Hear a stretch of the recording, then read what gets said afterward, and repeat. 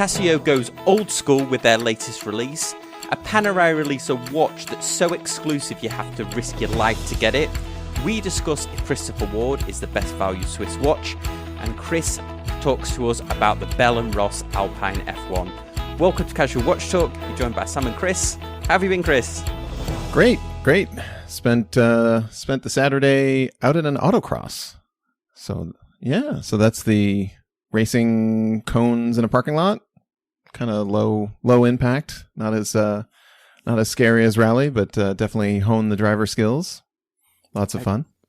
Excellent. Well, yeah, and sorry everyone, we missed last week. We didn't get deleted like some other watch channels. We just had a break last week. We had a lot going on with work, etc. So yes. Sorry to everyone for missing that week. Also, we didn't do a live stream either, but we'll be looking to do one. I've got a special guest lined up for this Sunday if I can get it arranged. Check it out on the Facebook group. Yeah. Well, Are you Chris, going to do that? Are you going to do that around 6, you said? Do you know what time? Yes, thinking of doing it around 8 p.m. Eastern. 8 p.m. Eastern. Okay. Yeah. So, cool. 5 p.m. And that'll be on a Sunday. We did a poll on the website, and that seemed to be a universal time that was good for everyone. I might drop in. I might be able to drop in. That'd be awesome. Yeah, that'd be awesome. Well, should we mix it up a little bit and go straight in with hit or miss? Okay, sure. Sounds good. This week for hit or miss, I have for your viewing pleasure, the new Casio F100. So this is the re-release of the F100 watch. I'm saying re-release, but I don't even remember this one originally. But I guess the question is this going a bit too far, Chris? Is this a bit too on the retro side for you, or what do you think? Yeah, on a hit or miss. Too much? Yeah, I like how they should just use the dial bad good. There you go in the picture. That's great. So the first question is, what are the 4 buttons? Those are the control buttons, so they aren't on the side; they're on the face. Yes, is that what's going on? Yeah, okay. I wondered that exact same thing. Why are they color coded? Apparently, they control the date, the calendar, and stopwatch on the front of the watch instead of on the side. And apparently they've upgraded these from the original one. I don't remember this original one. I don't. Yeah, no, I cannot remember a watch. I do not remember the evolution of side buttons as a watch. Boy, I think it's too far. I mean, retro to the. There's a close up. Yeah. I mean, it looks like a prop out of a 70s sci-fi. I think I would like it more if it was a prop watch. Do you know what I mean? I think I would like it more if it tied into something like you said, Battlestar Galactica or something. Yeah. This is the Battlestar watch or something like that. Right. Totally. Yeah, I think it's probably a little bit too far as well, but they're going to be knocking them out at $55 to $75. I mean, you can't go wrong with that, even if you slightly like the look of it. So what are you saying, Chris? You're saying always a good price. Yeah, I'm gonna say a little too far. I'm gonna say miss. Oh, so you're going kind of down the level. Yeah. Okay, well, I will also say, I think it's going to be a hit, but for me it's a miss. Well, Chris, have you had a watch obsession this week? A little bit. We had a conversation about the brands that are out there now, and sort of this, it feels like a waterfall of just random brands that are kind of in the watch world and just coming across our Instagram, our feed, and things like that. I don't know whether it's sort of how the watch community sort of goes from thing to thing, but right now I feel like it's very, we're not really focused on any specific brand. It's all these like new random brands. I don't know, like I was on Instagram the other day and I swear I scrolled through like 5 pictures of just like random like watch brands I'd never heard of. I got a sponsored ad from a watch brand I'd never heard of. And I don't know, it's just starting to be a little sensory overload. I don't know how you feel about it, but I feel exactly the same. It's been weird for me. I think there is so many watches now that are, especially if you're on Instagram and a few of the other sites, there's so many new different brands that are, it's, for me, it's overload at the moment. I think I'm definitely going through a stage of really considering. I've actually, for the first time on Reddit, I've removed myself from some of the Reddit watch groups because it was getting too much overload of watches, and I didn't want to lose that excitement of finding new and quirky watches myself. Right. Yeah, that's a good way to put it too. Like, because if you feel like when you see it in Instagram, if it's new and quirky, everything can't be new and quirky, and also you get a little overloaded with it, and you want to be the one to maybe find that. That's a good point, that you want to like go out and look. I thought about it from this standpoint. I thought about it like, what brands do we know and trust and respect and love, etc., that we're not seeing stuff from? Yes. And so that took me on this watch obsession to kind of look at some of these brands. Now, I have been interested in Damasko for a while, and we've talked about them on the show, and they have a new diver, and it's a PVD case. It's a black case. I think it's PVD. I don't know if it's ceramic. Pretty sure it's PVD. And it's just a variation on their diver. They did a black one with orange hand. They did a blue one that it kind of looked funky, but this one looks pretty sharp.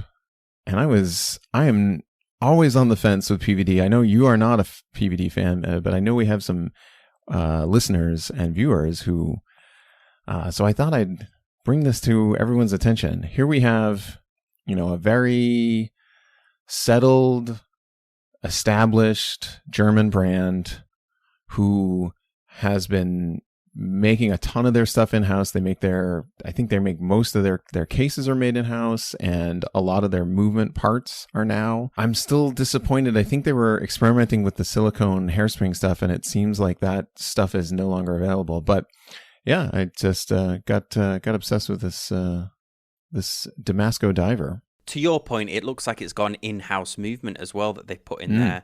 The 42-hour power reserve. I'd be very interested to see that. You're totally right. Damasko is a brand that people don't talk about enough, and I always reference them when anybody makes a comment about, well, Steinhardt make great watches, and I'm like, did you know there's another German brand that is making completely unique designs and are doing a much better job? Because there is, and Damasko is who that brand is. There's a few others, Handhart and so on, but Damasko, family owned, you're getting something completely unique. I have never seen anyone in the wild wearing one when we've been at one of our watch groups. I know someone who has one. I've seen two. I know someone who has one, and yeah, they're a if you want, I feel like if you're the watch type that wants that sort of insider recognition, which some of us go for, Damasko is a brand for you. Because if I saw one of those, if I saw like the central seconds chronograph, or like this diver, or any of their 3-button chronographs, 3 register chronographs, I mean, I would immediately recognize it, and 2, you would immediately establish yourself as a cool watch guy. So just letting you know. And I don't know much about this process, and maybe we'll have to do a separate upload on this, but don't they ice harden the steel or something? I don't understand how that process works. Do you understand about it? Maybe we'll have to do an upload. Yeah, a little bit. I mean, so from what I understand, it's a cryo treatment process similar to what you might do to gears in like a transmission or a machinery. So when you take steel and you take it way down below zero, you get a different crystal formation in the steel. So the steel, the internal structure of the steel actually changes. And then if you slowly bring it back up, so you do this process a couple of times to like harden, it actually like changes the crystal structure of the steel in order to harden. And the fact that they're doing this to your watch case is pretty cool. Yeah, it looks like they've really focused their collection. And they're family owned, I think, from memory. It's a family owned. Yeah. From what I remember, unique. Yeah. And I know Rob over on the Facebook group, he's a big fan of Damasko. I know, I think he's at least got one or two of them. Well, I actually haven't got a watch obsession this week. I have been wearing non-stop my Christopher Ward watch, and this leads on to something I mentioned in the headlines. I've reviewed a couple of Christopher Watch. This is by no means, they haven't paid me for do this advert. They've never sent me a watch in for free. I know I've mentioned this before, but just to do that disclaimer. But after owning a Christopher Ward, this watch I paid about $750 for. I got it on sale. I think they're near enough $900. This has got a Solita movement in here as well. After all the watches I've reviewed over the years, I am honestly thinking that this could be one of the best value Swiss watches that you could buy. That's super high praise. Yeah. I really do. I think the attention to detail of the dial, the indices, and the way that the hands are finished with that bevel, and this light catcher case it's incredible how they've done it. It's extremely comfortable. My thing is that the center of gravity is at the back of the watch. The bracelet, even though I know a few commenters say, it's just an oyster bracelet, it's a bit boring. I don't disagree with that, to be honest. Mm-hmm. Mm-hmm. Fair. The clasp is very, very well machined, and there's a nice diver's extension on it. It's not Tudor caliber with their spring loaded, but there's a nice ratcheting system that I find that I use a lot during the day, especially in this Florida heat at the moment. I do find myself adjusting it. Yeah, just to pop it open a little bit. Have you had a diver's extension on a watch before? I had on my Turtle, but it's just too big. And I think I had it on I have an original Zinn bracelet that has it. So my 103 Zinn bracelet has it, but it's like it goes from, too tight on the wrist to like it can almost go off my thumb, kind of the side of my hand there. So so if it's like just the sweet spot to kind of open it up, that's nice. Yeah, and I'm only saying this because I haven't taken this thing off, and I know there's an ongoing joke that'll probably be eBay in a year, but I don't think I will. I'm blown away by the quality of it, and I left it a few weeks. I've probably had it 6 weeks now at this stage. I left it so that I was over the honeymoon stage just to see how I still felt about it. Yeah, and continue to be very impressed by it. It's got the quick release bracelet as well, so you can easily take it off. Now, I will say one thing. Normally, I say that watches look great on any straps. I have to admit this one doesn't. There's a few straps that it looks awesome on, but it doesn't look good on any strap, I would say.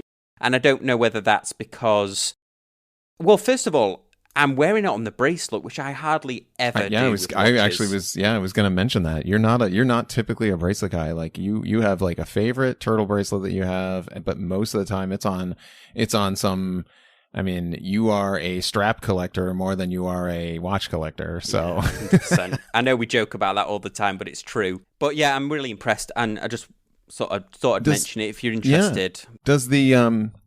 Does the dial have any? Is it just silver, white, blue? Like does it have multiple colors? Is that why it's maybe harder to work with a strap? No, I think might be the shape of the case, the way that the lugs slope down. So it means that it's very comfortable on the wrist, and also it hides the fact that the way that the lugs sort of shape down means that it covers the quick adjustment pins on the back. Because if you looked at it from the back, you would think that the quick adjustment pins would dig into your wrist. Yeah, but the way and I think that's why it doesn't suit all straps, is the way that the lugs sort of slope down. Really slope down. Okay. Yeah. Okay. I've got it on a red leather strap that Macola made over at Man Cave Leather, which it looks awesome on, but it because it's padded, it's a padded leather strap. I see. Yeah. I've tried it on some flat ones. It doesn't look so cool. Yeah. It doesn't look good on a waffle. Yeah, I found like if it doesn't take if you don't sort of have that like pre-curved shape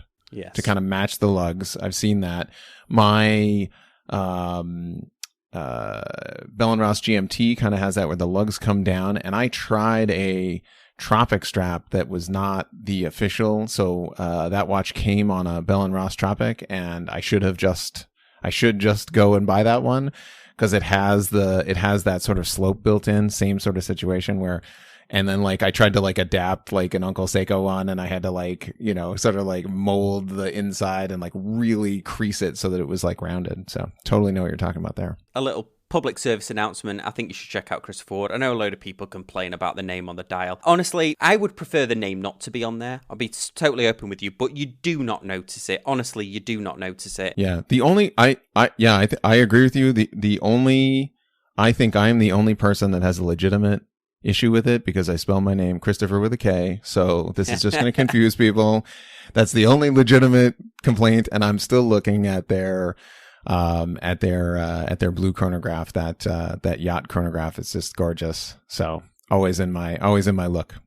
The only thing that I would change, if I was going to change something about it, the only thing I would change about it is it's using the Salita movement, and it runs very well. I put it on a time grapher.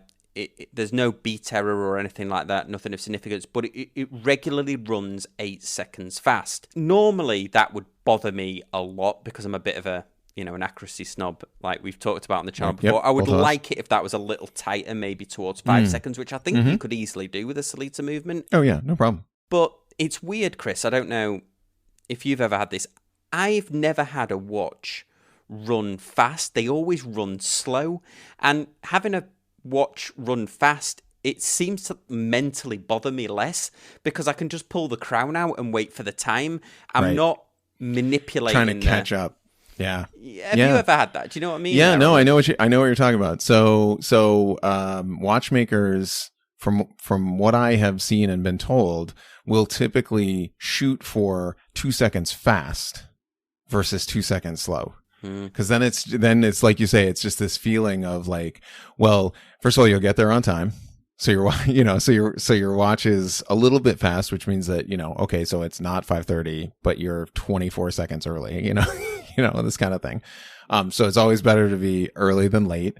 And yeah, I think it kind of goes along with it, like that sort of like that, mental, it's like your watch is like lost and you're like, I can't catch up, and you got to like spin it around or wait for I hate when you have to like, you'll be at like 43 and you're like, I just got to wait to 45. And you just sit there like a doof for 2 minutes or 1 minute and 48 seconds. You're like, all right, let's wait for this to come around, Yeah, and let us know over on the Facebook group which you prefer, fast or slow. Maybe we'll do a poll on it.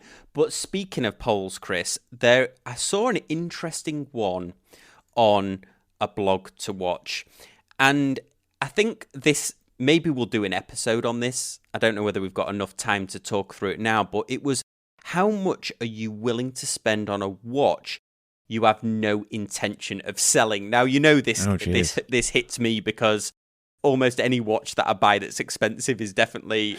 Right. I tried the poll myself, so I went in with the 3,000 to 6,000, and I was pretty amazed to see that most people... I think how this poll works is it's... Basically, how much are you willing to spend on a watch that you have no intention of selling? So I think reading the graph, it would be, hey, some people are like, look, any watch less than 500, I wouldn't consider, I just wouldn't bother selling. But some people are like, no, I would, if I spent 10 to 30,000, which has actually got the most votes here, then I would be keeping that watch. What do you think there on this? That's tough. I feel like it's almost a bell curve in some ways. Like, I feel like once you get past a certain number high, you would want to sell it. And then I don't know. Cause I mean, my personal experience tells me, it would be, I have no problem I feel like watches, I think it's tough to flip watches in the $300 range. So once you get down into like your Seiko Turtles, your suit, your Monsters, your beginner Timex, these sorts of things, you can't, you're not going to list your Timex Mechanical on eBay and expect, to sell it, because it's just, to getting a new one is just not, it's just not that much. It's like $180. Like it's not that crazy. On the flip side, I feel like once you get up into 600 into all the way up to thousands, maybe I'm overthinking this because I feel like they're missing a component, which is if that watch was for a special occasion, or you were like, if I picked up, if I had the opportunity to pick up, let's say, a Fears, right, for whatever, let's just throw a number out there, $30,000, right? That would have to be for a special occasion, and I would definitely not sell it. Well, next thing I wanted to dive on, and I haven't sent this to you, Chris, but I was just watching, and mesmerized, I should say, by today. So one of my favorite US micro brands is Vaer watches. I think they do a great thing. I can't wait to get them on the show again. I loved their last watch that they sent me. They did a great YouTube video that's not got anywhere near the recognition that it should do. They basically did a breakdown of their US assembly plant. So not only do you get a fantastic look at watchmaking in general, it's not the components, how they sort the components. There's a very interesting machine that they use to cut the stems, which I think you'd find pretty cool, Chris, because you've got that engineer's mind, how they get the stems exactly accurate. And then they also go into some of the ins and outs of what's classed as US made versus Swiss made. And I didn't realize this, that in excess of 95%, in order to be called US made, in excess of 95% of the watch has to be US made, which in comparison to here they've got that graph that shows the Japanese versus the Swiss versus the US. So when they're striving for this US made, which I don't think they're quite yet there, they're still at the US assembled part. But when they do this US made, it's amazing how much of the components have to be made in the US, which I think is right. I mean, I think that probably the Swiss have blurred those lines, haven't they, with that 65%? Yeah, an incredible in-depth look at, it's not even a Vaer advert, really. It's just a how it's made, kind of like just a back room kind of video they did. That's cool. So definitely check out that Vaer video. And Chris, this week again, we are very kindly sponsored by Chrono24. I'm still selling a watch on Chrono24, so I personally use them. If you're interested in selling a watch, they do that great buyer protection.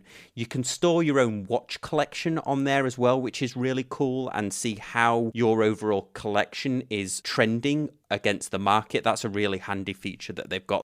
They have a watch scanner tool as well. They also have virtual showrooms. They have the global shipping. They have that great escrow service where the buyer transfers money to you and it stays in escrow, or you transfer money via escrow if you're buying a watch. Great selection of new, used and pre-owned, and also vintage watches as well. So a big thanks to Chrono24 for again sponsoring the show here. So Chris, have you used Chrono24? Yeah, I know you asked you this last time. Yeah, you did. Yeah, actually, let's have a little fun with Chrono24. I was thinking about this. We were just looking, and I hadn't been on there a while, and I was looking. Here's what I want to know. So Chrono24 does this cool little our recommendations for you. Okay. So if Sam, you scroll down, what do you have? This is interesting. You can learn a lot about a watch guy by his recommendations. So what have we got here? We've got vintage. No, is that a Omega? That's Seiko? The Quartz Grand Seiko. Okay. There. That's the 9F Quartz Grand Seiko. Mm-hmm. The Aquaterra 41mm. And it seems this one with the blue hand just so happens to... You can get a really good deal on it for some reason. I don't know whether the blue hand never really took off, but I think it's a stunning watch. 41mm coaxial movement. I mean, this one is 5,500 from Italy, but I've seen them around the $5,000 mark, which I think is new, which I think is a cracking deal. Nice. And then, of course, I've been looking at the Datejust, and this X33 is only on there because I've been researching my own X33 that I've been selling. Yeah. And then you've got the Tudor Submariner on there and the Pelagos on there. Yeah. What does yours say about it? Shall I let you share yours? Yeah, let's do that. Let's share that. Hold on. So I've got this Frédéric Constant limited edition tourbillon. Maybe not my style in black and gold, but like you can see in the white with the white dial. I'm a big fan of Frédéric Constant. I would love to sort of upgrade my dress watch to something with a moon phase. They also do some really high complication watches for really inexpensive. So I mean, here we have like this is a tourbillon, kids. This is like people are like, oh, $37,000. You're like, right, but this is a tourbillon. Like you can't say the word tourbillon for less than like 70, 80 in Swiss watch world. So let's see. So IWC Pilot. And then there's the blue edition of my V2 93 in blue, very similar. As a previous watch obsession, the new IWC 41, I think these are amazing, and I want one. Zin 103. Here's another one where if you guys are looking for an automatic chronograph, you want to get into a manual automatic chronograph, I cannot recommend a used Zin more. Like, for the money. Such great tool watches. Of course, the Pelagos, which we've talked many times. And then, this is fun. The Fortis Spacematic. Let's take a look at that. Yeah, both had the Pelagos. And then they had the Spacematic. There's a three-hander Spacematic. Have you seen that one? No, I've just realized this is an awful segment for our audio listeners. We apologize. Yeah. Well, sorry, we're giving the names of the watches. That's you can true. keep up at home. But for those who are not super familiar, but So and then I'm curious also, like you kind of here it is. My recently viewed. See this? I was talking about some different ones. So I would love to have one of these Panda dial ones, but we're going off on a tangent here. Moving on to our next story, and a brand that we don't often cover on the channel, and that is Panerai. Although I definitely last year flirted with a Panerai. It's just that they're a little bit too, I don't know, they're just at that sweet spot of Rolex pricing, I think. And even though I think they look great, I know there's a lot of people who kind of fall in and out of love with them, but I didn't the reason that I'm mentioning this week, Chris, is I didn't realize that they did this. They've got a limited edition watch, and it's not the first time they've done it. So, yawn, another limited edition watch from a major watch company. But what they've done, their little shtick on it, is you can only get this watch if you are part of an extreme VIP experience. So first of all, you have to be selected to join this VIP excursion. You pay $42,000, which they estimate is at least $20,000 over the price of the watch, the market price of the watch. Okay. And they've done a couple. They did a free diving expedition in French Polynesia, and they did a hardcore training experience with the Royal Italian Navy, which obviously is in fitting with Panerai's name. And then this one was a rock climbing experience. I'm not going to go through the whole article. It's on Rob Report. It's fascinating. But essentially, this select group of people who were allowed to not only buy the watch, they had to, part of the thing was that they had to go on this extreme experience. Yeah. Now, what do you think of this, Chris? Because I know we had a conversation back and forth about, is the watch itself an experience? And maybe do we seek that in a watch? But first of all, what do you think of Panerai's marketing thing here? Well, I guess I can't fault them. As a Gen Xer, I think it's weird, but I do know that more and more people are looking for an experience, and this is certainly one way to get it. Because it's binding. you made a good point before when we were on the pre-show when we were chatting about this story, that we like a watch because we tie it to an event or an experience, and Panerai seem to be forcing those two things together, don't they? They're like, well, you're gonna get the watch, and then we're creating the experience that then emotionally ties you to that watch forever. Jeez, I know. I don't know if then I feel like if I could like trick myself, then I'd be terrified of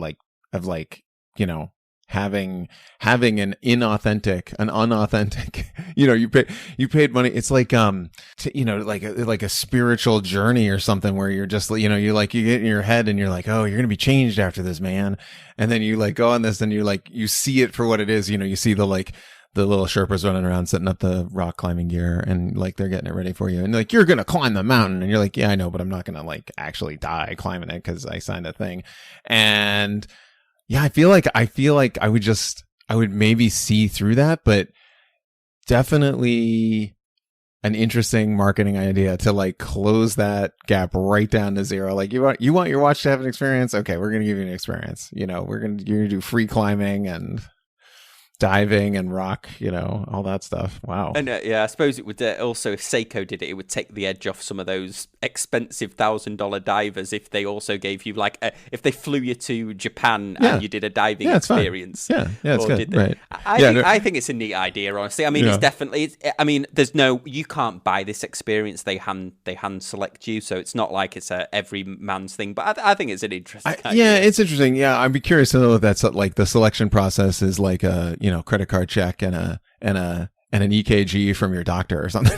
Well, it actually goes in that article, and I'll link it in the show notes, everyone. In that article, it actually does discuss that they do make sure that people are physically fit, that they fit a certain profile so they would get on with other people and stuff. And it looks like the people that this gentleman went with on the rock climbing excursion were physically fit, to say the least. And, I suppose tying a near-death experience to a watch is really going to bond you to it. But I thought that was strange. Interesting. Yeah, interesting article and interesting concept. I want the Now we'll be looking for Sam. We'll be reviewing. Next up, we'll be reviewing the channel. We really love watch experiences, value watch experiences.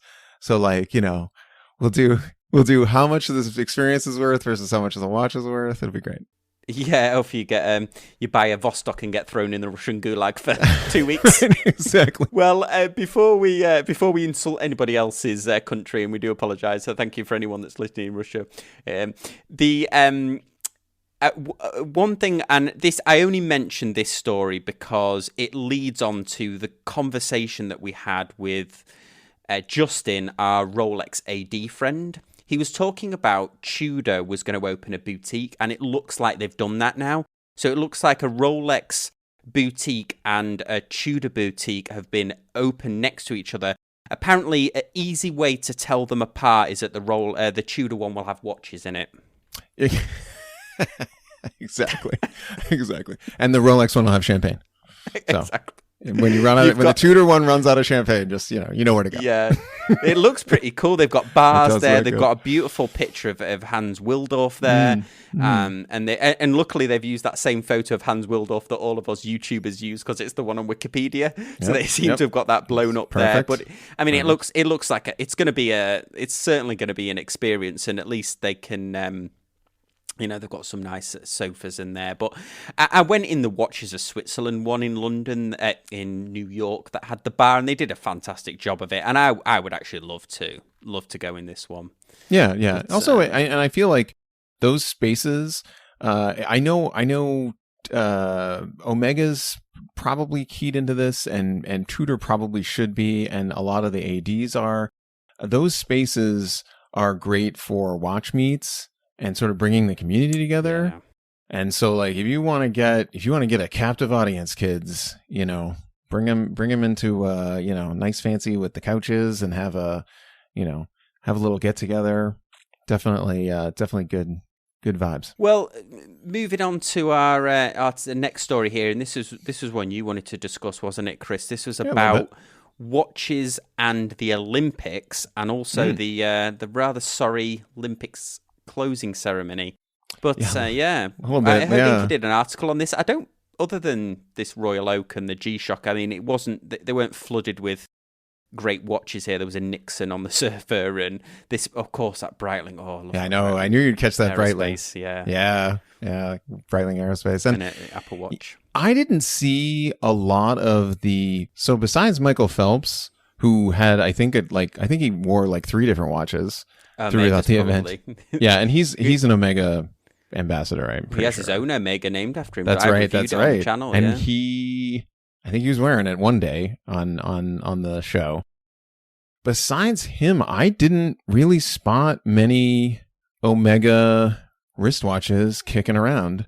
I feel like 5 years ago now, that we saw more. I feel like, maybe the next, everybody's kind of onto either their Apple Watch or nothing. Yeah, and it's slim pickings if Hodinkee, I mean, luckily Breitling's represented, but I think it's the first time I've ever seen Hodinkee mention Nixon in an article, right? Which I thought was pretty hilarious. And then they've got to acknowledge them, yeah. The skateboarder, the silver medalist, she was wearing her Apple Watch, and that might be the thing for the future. It might all be Apple Watches. Who knows? Yeah, but, maybe. But it actually got me thinking about 2 things. So we were watching the closing ceremony. A little sad. I mean, it was just because there was no one in the stands, and I think that they limited the number of folks that could be in the ceremony. Not the athletes, of course, but the performers. And so you had like maybe 30 performers out on that giant stage, and it was like super empty, and it was a little sad because, again, there was no crowd or anything. But then they did the intro to next Olympics, 3 years in France, and they had the French Air Force fly over the I cannot pronounce it, Panerai de France. They had them fly over, and they had some like cockpit view, and they were like blowing the red, white, and blue smoke, and the only thing I was thinking about the whole time was like, show the watch. And I said to Sam in the pre-show, we were talking about who was it, and he's like, "Oh, the Yuma," and I was like, "No, what are you, crazy? Bell and Ross, man." So, so the official partner. So that'll be some fun watch spotting in a couple of years. Yeah, I mean, Bell and, I know you're a big fan of Bell and Ross. Maybe they would class as a brand that's not talked about enough. I think everybody thinks of the square watches, don't they? Mm-hmm. But they make some fantastic round chronographs.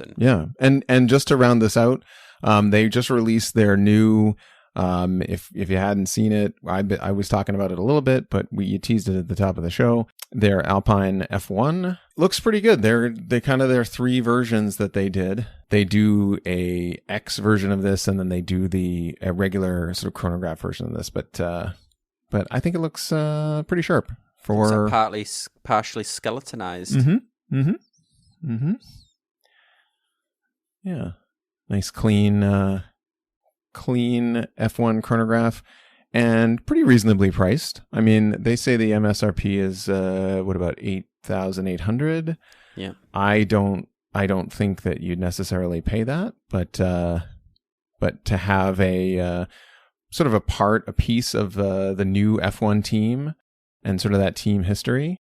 And also, I was looking at, I was using Chrono24 to look at the prices of the old Renault version. So if you're a super Renault fan, maybe some of those are going up on sale. And then you were talking about the new chrono in blue, their new steel chrono, which I wonder if more people will start looking at this, because I know I shouldn't say it looks like the Nautilus. I know it's naughty, but because the Nautilus is so scarce. Just an integrated bracelet sportswatch. It's integrated bracelet sportswatch. I know it's naughty. It's it's funny. Like this conversation reminds me of the Milwaukee has a Sawzall, right? And so everybody's like, but everybody calls everything a Sawzall. They're like, "Oh yeah, hand me the Sawzall." But that's a trademark name. And I don't know what that is. I don't. What for our English viewers? It's a reciprocating saw. Oh, right. Okay. Okay. So, it's the whole like Kleenex versus tissue. So everybody asks for a Sawzall, but they really want a reciprocating saw. So I feel like it's the same conversation where you're like, it's a steel sports watch. It's with an integrated bracelet. It's not a Genta design. I actually really like. Yeah. I think it's just 6,400. Just a little. It's probably worth it, but for me, there's other watches that I like more in that category. But I do quite like that. I think it's I haven't seen the chronograph in person. I have to get over and try the chronograph in person. This one.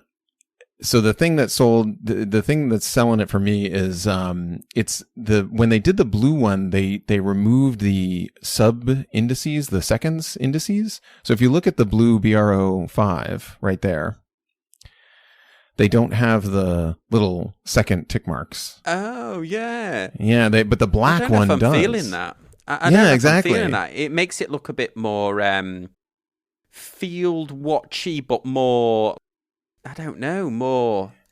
Not childish is the wrong words, but it looks less mature. Yeah, okay, that's a good word. But if you go to the black one, it has those marks. It has the seconds. Yeah, I like it a lot more for some reason.